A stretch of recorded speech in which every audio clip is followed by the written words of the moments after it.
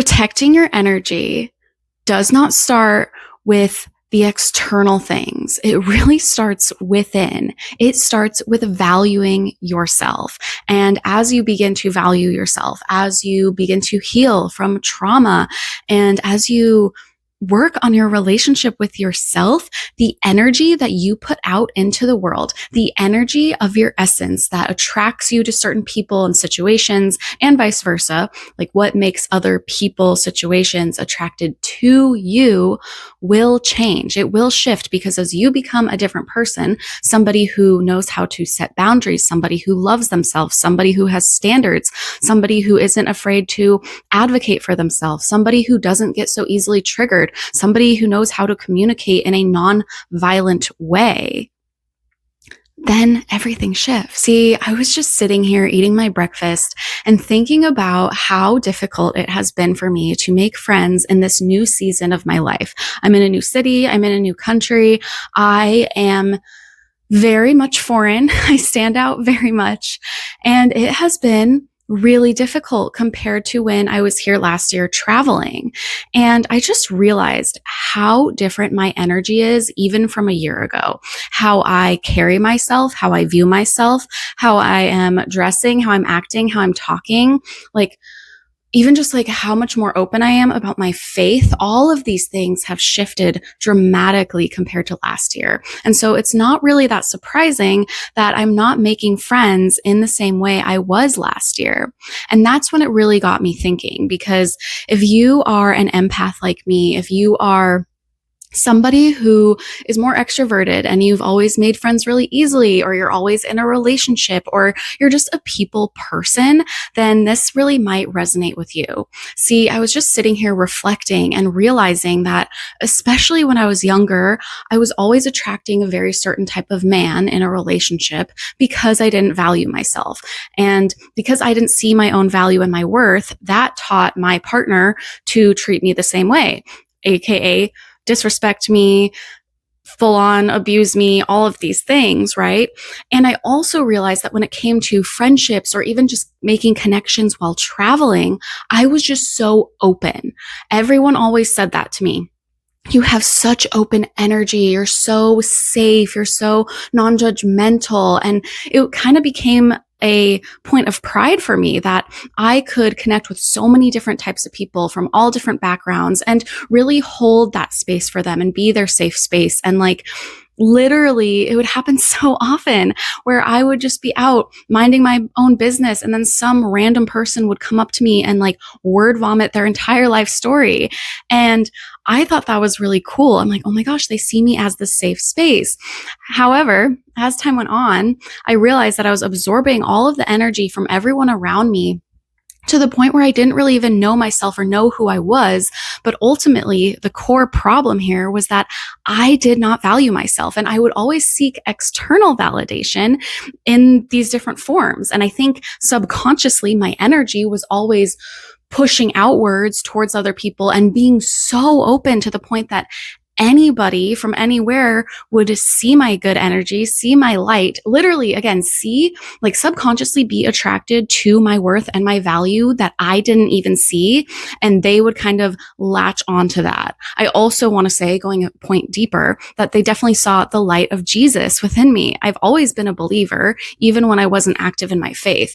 And I really think that all these people were seeing God within me and seeing that light and that hope within me, because it was just shining through me and my subconscious energy that was emitting into the world. But what happens when you start healing yourself and working on yourself is that you start to value yourself. You heal those old beliefs, those wounds caused by trauma, the conditioning from our upbringing and from society. And you start to discover who you really are, and you learn how to fall in love with yourself. And that's how you can really protect your energy, or you start to protect your energy because you realize it's valuable and you're not going to just give it away to anybody who just walks up on the street. And I really started noticing this like this season of transition in my life because I'm really struggling to make friends. And I have never really struggled to make friends before. I have always been a girl's girl. I have always had lots of female friends, community groups, these different types of things in my life. Like I have never been a lone wolf, or like I've chosen to go alone. I've done a lot of solo adventuring, but I have never been somebody who is generally alone. And I have been alone more in the past 3 months than I have in I don't know, my whole life probably. And something I'm really finding is that it's hard to make connections here, which is a very common thing that I've heard. If you move to South Korea as a foreigner, it's just different. It's just hard. And that's the way it is. But what I'm finding really interesting is the connections that I'm making with other foreign people. So people from other Western countries like Europe, Australia, America. These connections are so superficial, so surface level. People are so fake, so flaky. And I just kind of gave up because I realized something. I'm like, whoa, I am not trying so hard for these friendships anymore.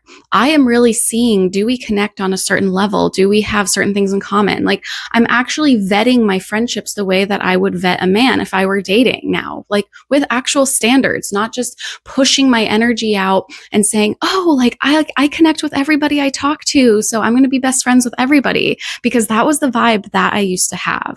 And so I bring all of this up because if you are going through a similar situation, you might resonate with this, because it can feel kind of isolating to go through this period of transition as you're transitioning into a different person, into a better version of yourself, the version of yourself that God is calling you to be. And it can be very confusing and disorienting because it's so different than what you're used to. I never felt like, or I never really expected, I guess I should say, that I would be at this point in my life where I'm struggling to find friends, because I never have, right? So even though it wasn't intentional, I have really learned how to protect my energy, or I've even started protecting my energy, because it's not just going out into the world, like I keep saying. And from that, there's some isolation and there's some differences compared to past seasons of my life.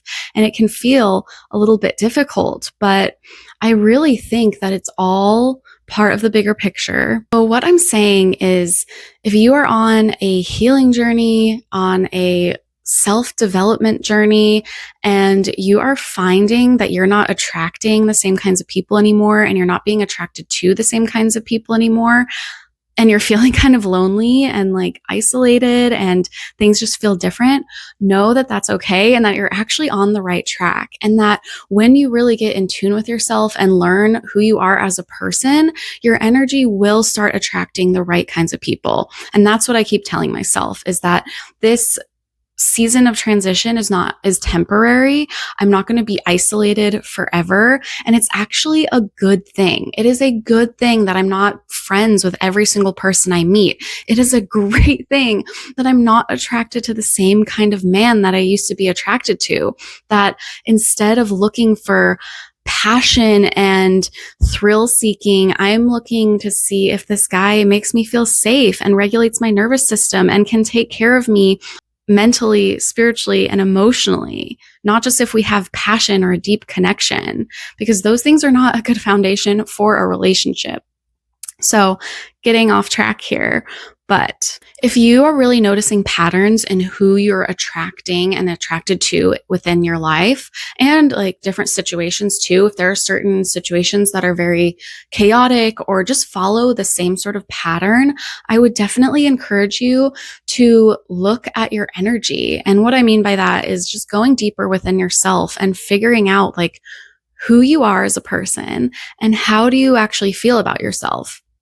Because if you hate yourself, or if you're trying to numb to your emotions because you don't want to handle them, or if you are very like self-deprecating, or if you just ignore the problem, all of those things just resurface in your energy field that other people can sense and will react to. So it all starts with you and your healing journey. And like I said, on a deeper level, you really cannot learn to love yourself until you come to know God.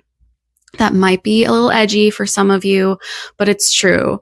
Like, we can love ourselves so deeply, but we are just human. Our love is still conditional.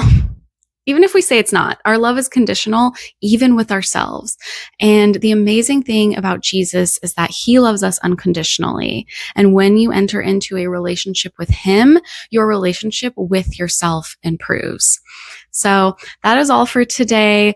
Please think on this word, pray on this word, bring it back to God, meditate on this word. You've been feeling like you want to start healing or start a personal development journey, but you really don't know where to begin, check out my free ebook. It's linked in the description below. And that is it for today. Like, comment, share, subscribe. All of your support helps my messages reach more people, and rather God's messages reach more people. So hope you have a good day. That's it for now, and I will see you next time.